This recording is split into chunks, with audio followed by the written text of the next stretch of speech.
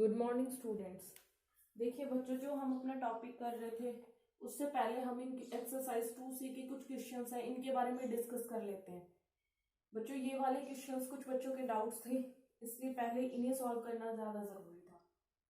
Question देखिए, question number 9। A boy spend 3/4 of his pocket money and then 4/5 of the remainder is given to his sister. If he has ₹40 left, what did he have at first. देखिए बच्चों, एक बच्चा होता है, जितनी उसको pocket money मिलती है वो उसका 3/4 क्या कर देता है बच्चों, खर्च कर देता है। उसके बाद जो पैसे उसके पास बचते हैं उसका 4/5 वो अपनी बहन को दे देता है। बहन को देने के बाद और खुद खर्च करने के बाद भी उसके पास 40 रुपए बच जाते हैं। तो आपको ये बताना है कि शुरुआत में उसके पास कितने रुपए थे। बच्चों, हमें नहीं पता, इसलिए हम मान लेंगे, लेट कर लेंगे। लेट टोटल मनी, या जो उसके पास पॉकेट मनी है उसको क्या कर लेते हैं, let total money is equal to ₹X। हमने मान लिया कि वो कितने हैं बच्चों, X रुपीज है। देखिए बच्चों, X उसके पास टोटल था, उसमें से हम अगर माइनस कर दे इसका 3/4 ऑफ X, मतलब जो मनी उसके पास बचेगी वो क्या होगी, X तो उसके पास पहले था लेकिन उसमें से उसने खर्च कर दिया कितना, 3/4 ऑफ हिज पॉकेट मनी, मतलब कि X में से माइनस करेंगे 3/4 ऑफ X। इसका आपको एलसीएम लेना आता है, ये 1 एलसीएम हो जाएगा 4। 1 की टेबल में 4 कितने पे आता है बच्चों, 4 पे। 4x minus 3x is equal to कितना हो जाएगा बच्चों, x अपॉन में 4। ये वो मनी है जो उसने अपने ऊपर, मतलब अपनी पॉकेट मनी खर्च करने के बाद अब भी उसके पास क्या है वो। अब देखिए बच्चों, इस x/4 में से भी वो दे देता है किसको, अपनी बहन को, कितना, 4/5 ऑफ हिज रिमेनिंग। देखिए x/4 तो वो मनी थी जो उसने खर्च करने के बाद, उसकी पॉकेट मनी खर्च करने के बाद आई, उसमें से हम माइनस करेंगे क्या, 4/5। 4/5 किसका बच्चों, इसी x/4 का, क्योंकि remainder is given to his sister. बचे हुए में से दिया था तो बची हुई तो यही थी। इसे सॉल्व करेंगे, 4 से 4 कैंसिल हो जाएगा बच्चों, x/4 माइनस में x अपॉन 5, क्योंकि 4 से 4 कैंसिल हो चुका है, यहाँ x बचेगा नीचे 4। इन दोनों का एलसीएम लेंगे तो 20 आएगा बच्चों। 4 की टेबल में 25 पे आता है, तो 5x minus 4x is equal to x upon 20। देखिए बच्चों, ये वो मनी थी जो उसने खुद खर्चा करने के बाद, जो 3/4 अपनी पॉकेट मनी पे खर्च करने के बाद उसके पास बची थी। अब ये वो मनी है जो उसने खुद भी खर्च कर ली और अपनी बहन को देने के बाद बची है। और ये जो मनी आपको किसके इक्वल दे रखी है क्वेश्चन के अकॉर्डिंग, 40 के इक्वल, क्योंकि ये 40 वही तो थी कि जो टोटल मनी में से उसने खुद भी खर्च कर लिया, अपनी बहन को भी दे दिया, उसके बाद भी उसके पास 40 रुपीज बच गए। तो बच्चों, ये x upon 20 is equal to 40। ये 20 यहाँ डिवाइड में, उधर जाके मल्टीप्लाई, तो आपके पास ये आंसर आ जाएगा ₹800। राइट बच्चों। जी बच्चों, अब हम क्वेश्चन नंबर 10 को देखते हैं। देखिए बच्चों, A magazine has 60 pages of which 7/12 are for advertising, 4/15 have only photograph on them and the rest are for articles and stories. How many pages have articles and stories on them? देखो बच्चों, एक magazine है, उसके अंदर कितने page है, total 60 page है, right.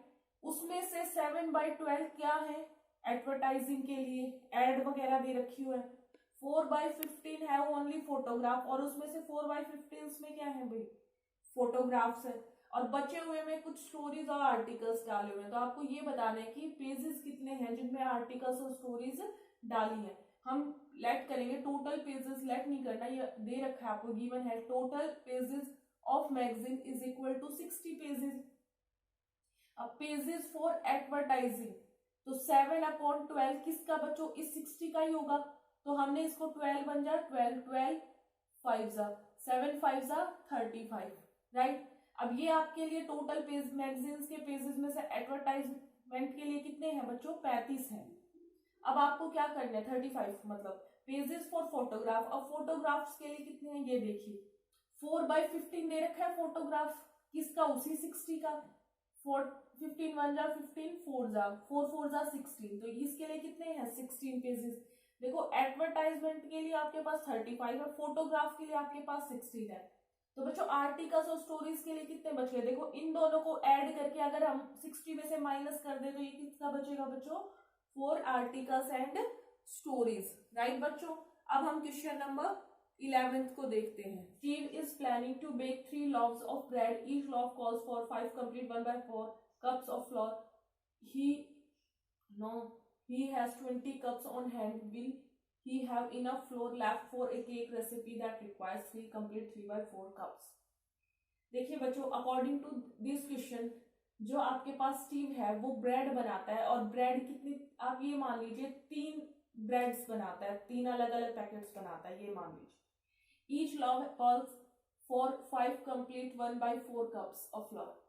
इसमें 5 complete 1/4 हर एक ब्रेड के अंदर ये लगता है, इतना कप आपके पास किसका, जो भी आपके पास ब्रेड है, मैदा है उसका।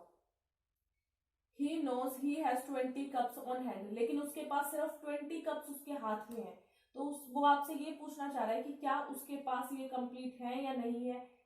टू रेसिपी दैट रिक्वायर्स इतना, आपके पास फॉर अ केक रेसिपी, आपके पास एक केक रेसिपी कितना रिक्वायर करती है, 3 complete 3/4 cups।